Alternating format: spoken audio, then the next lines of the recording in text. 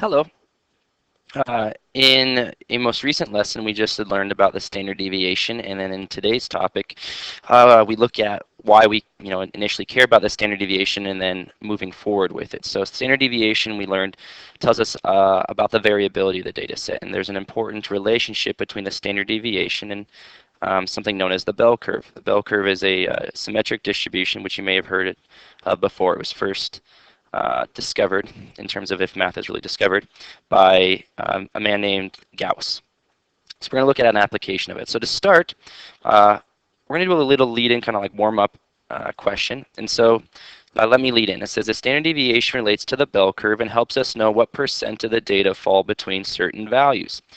Take some guesses on the following. What percent of the data are within one standard deviation of the average, the mean, which would be the blue? So what percent of data do you think are actually within one standard deviation of a normal distribution? In a normal distribution, the center is on the average. Actually, the median and the mode are also in the center as well for a normal distribution. That's what makes it special.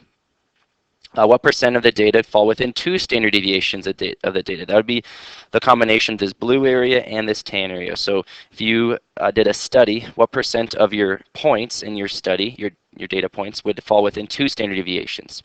And then the last part, what percent of the data do you believe are within three standard deviations of your average, which would be the combination of the green, tan, and then the blue regions. So you can pause video now, maybe take a guess to see how good your intuition is.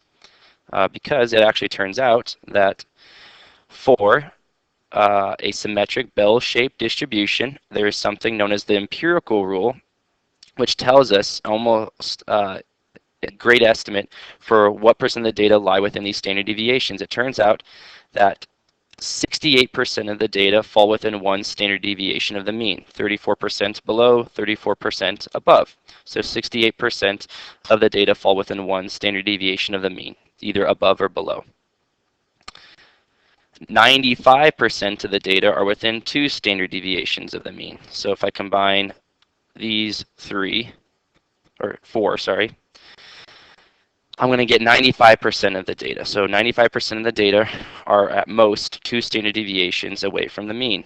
And then if you go out to three standard deviations of the mean, you've captured nearly all of the data.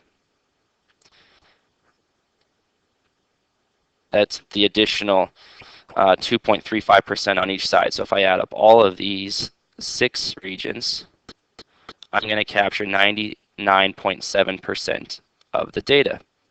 And so this is a really helpful tool because it allows me to estimate what percent of values are going to fall within certain regions for any distribution that turns out to be normal. And there's the normal distribution applies to a variety of things in the real world.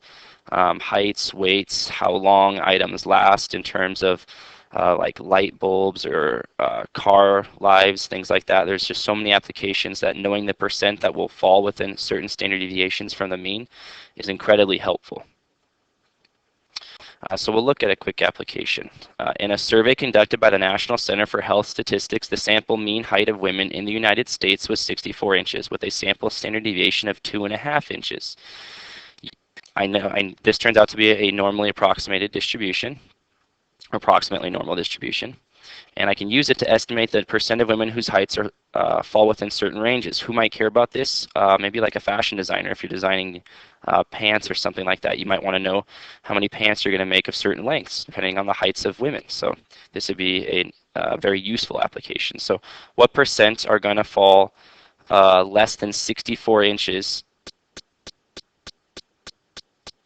in below my average, so below 64 inches. Well, the first thing I did was this. As I marked out my normal distribution, I knew that the mean was 64, and I knew each standard deviation was 2.5 inches. So I just went up, 2.5 inches to the right by adding, subtract 2.5 inches going to the left. And then the first thing it asked me is what percent of women have a height less than 64 inches? Well, if I look at that, that would be this region, And that's below the mean, and 50% are below the mean, so I'm going to know that 50% of women are going to have a height that is less than 64 inches. So there's the first one. Okay.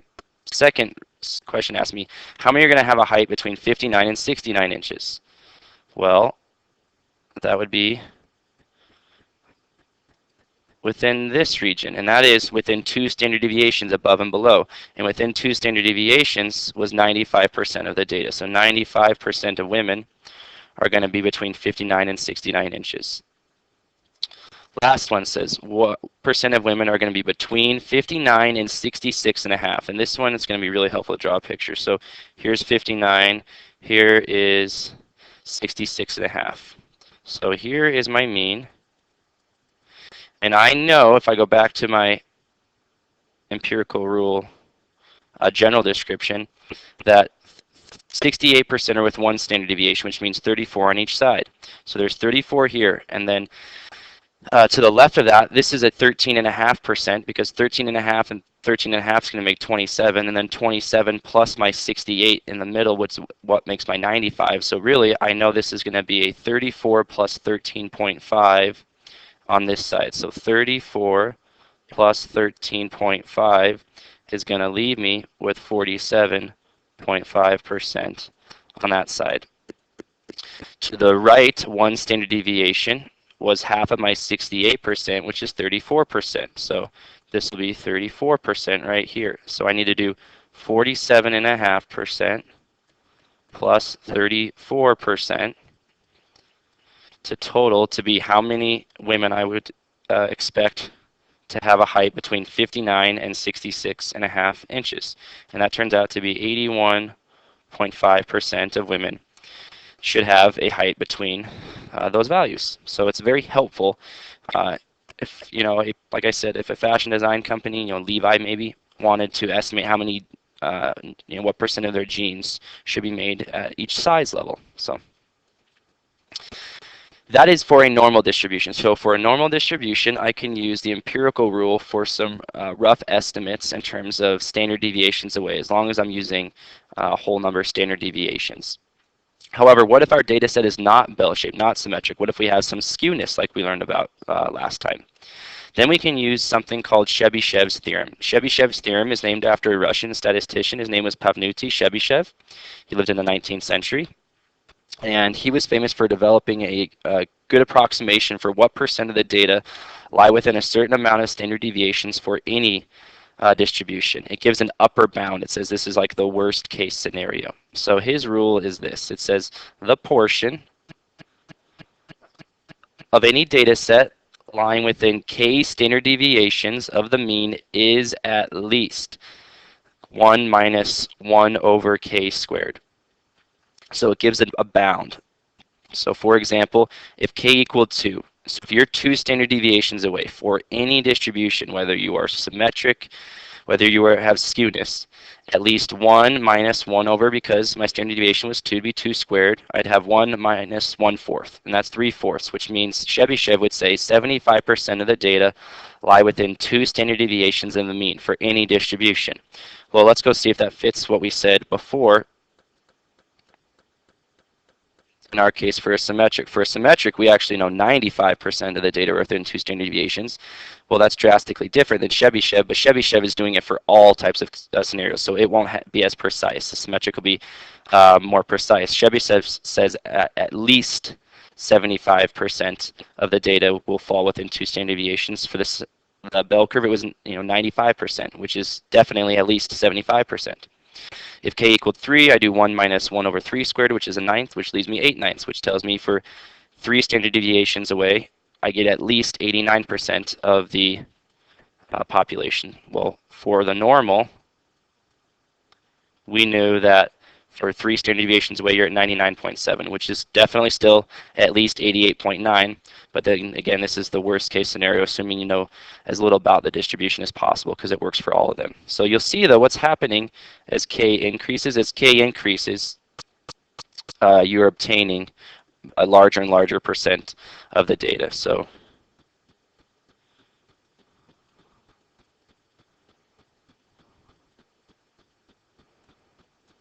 you obtain more percent of the data, which makes sense. As you move further and further away, you're almost going to capture all the data by the time you're 4 or 5 standard deviations away, because it'd be pretty unique to be that far away from the mean. Something pretty noticeable would have to be going on, or in mathematics we might call that strange or statistically significant, which we'll learn later.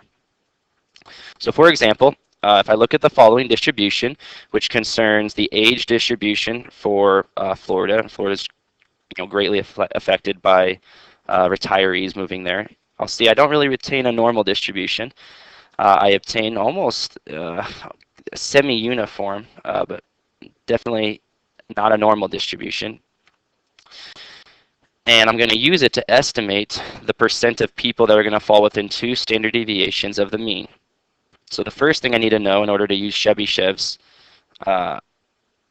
theorem, or inequality really, is I need to know what the mean and the standard deviation are. Well, the mean is 39.2, so right along in here. And the standard deviation is 24.8. Such a large standard deviation shows me that this has a lot of variability because it's very spread out, almost a uniformness to it. And Chebychev would say I can calculate the high and low value by applying his theorem. I know the mean is going to be 39.2 minus 2 times the standard deviation. So if I went 2 standard deviations to the left, I'd be at negative 10.4. Well, we're going to use 0 since age can't be negative. If I go 2 standard deviations above, that would be the mean, which is 39.2 plus 2 times 24.8. 2 standard deviations above the mean is at 88.8. So if I go 2 standard deviations above and below, I'm essentially talking about people that are between the age of 0 to 88.8 or 89. Well, by Chebychev's theorem, that means at least 75% of the population of Florida is between 0 and 88.8 years old, because he said within 2 standard deviations, you're going to get at least 75% of the data. And if you're at least 2 standard deviations away, you're somewhere between 0 and 88.8. So you're only getting at least 75% because we don't know if this is normal, which it actually doesn't appear to be. So there we go. I'm going to give you a chance to try, though, for a normal distribution applying the empirical rule. And here's the situation. The mean monthly utility bill for a sample of households in the city is $70, with a standard deviation of $8. Assuming a bell-shaped distribution, use the empirical rule to answer the following. Between what 2 values do 95% of the bills lie? And then what percent of bills are more than $78? So pause the video now, come back, and give yourself a chance to try. Okay, the first one is just going to be 2 standard deviations away. If you've captured about 95% of the bills in a normal distribution situation, a bell-shaped distribution, you've gone 2 standard deviations above and below. Well, 2 standard deviations is $16, so $16 above 70 and $16 below 70 is going to be between 54 and 86. So about 95% of the bills are between $54 and $86. What percent of the bills are more than 78? So that's more than 1 standard deviation above the mean. Well, if I look, 50% are below, an additional 34% are 1 standard deviation above. That altogether is 84%. That leaves 16% have to be above 1 standard deviation, so above $78. The last part that we can use in this section is something known as coefficient of variation. I'll introduce a situation where it'd be helpful. So let's say a biologist is comparing the fluctuations in different animals' weights. Given the grizzly bear has a mean weight of 790 pounds and a standard deviation of 50 pounds, and the average bobcat weighs 19 pounds with a standard deviation of 0.75 pounds, which animal has the most relative variability? So what do we mean by relative here? Relative to what? Well, the problem with this is if I just take 2 items and I wanted to compare their variability using just their standard deviation, it could be greatly affected by the fact that one is so much naturally bigger than the other, like a grizzly bear. A grizzly bear is much, much larger than a bobcat. So the grizzly bear having a standard deviation of 50 pounds is definitely going to be larger than any standard deviation for a bobcat because a bobcat is so much smaller. Bobcat here having a standard deviation of 0.75 pounds. But I want to compare it relative to their means because the grizzly bear is so much larger. Maybe when I compare it to its large mean, it isn't such of a big effect as compared to a bobcat whose average is only 19. So by relative here, we mean relative to the mean. We mean compared to the mean. So what we're going to do in order to find how their variability is compared to one another is we're going to compare it to their mean. And there's a vocab term for this in statistics. It's called the coefficient of variation. What it is, it describes the standard deviation of a data set as a percent of the mean. So how variable are you compared to your average? And then I can compare two things that are really quite different from one another, usually when one is much larger than another. For a population, I take the population standard deviation and divide it by the population mean. For a sample, I take the sample standard deviation and compare it to the sample mean. So in our case, if I wanted to find the coefficient of variation for the grizzly bear, I would take its sample standard deviation, and it'd be 50 pounds, divided by 790, and I'm going to multiply it by 100% just to get it as a percentage. Well, 50 divided by 790 leaves me at 0.063 times 100, which will leave me at about 6.3%. So a grizzly bear's standard deviation is about 6.3% of its mean. Oh, I said population measurements, but it could be a sample as well. It doesn't really matter in this case because we only have two parts that were measured.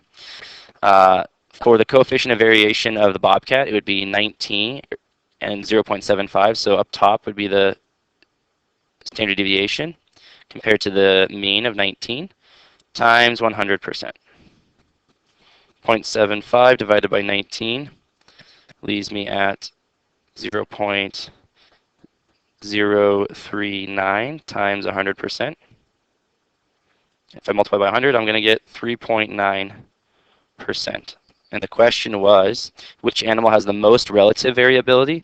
And that would be the grizzly bear. The grizzly bear has a variability of about 6.3% of its mean, whereas the bobcat only has a variability of 3.9%. So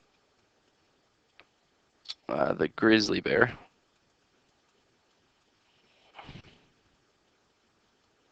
has a larger relative variability based on its coefficient of variation. Okay, I'm going to give you a chance to try one of those questions to make sure that you can do it. In education, researchers comparing two tests. Test A was a typical multiple choice test that had a mean of 73 and a standard deviation of 8.8. Test B was an open response test with a mean of 84 and a standard deviation of 9.2. Which one had more relative variability? So pause the video now before I show the result. If you take each of their standard deviations and divide it by their means, you're going to find that test A actually had more variability, although its standard deviation was larger. That's why we compare relative variability. So test A had more relative variability. That concludes this talk. Thank you very much, and have a good day.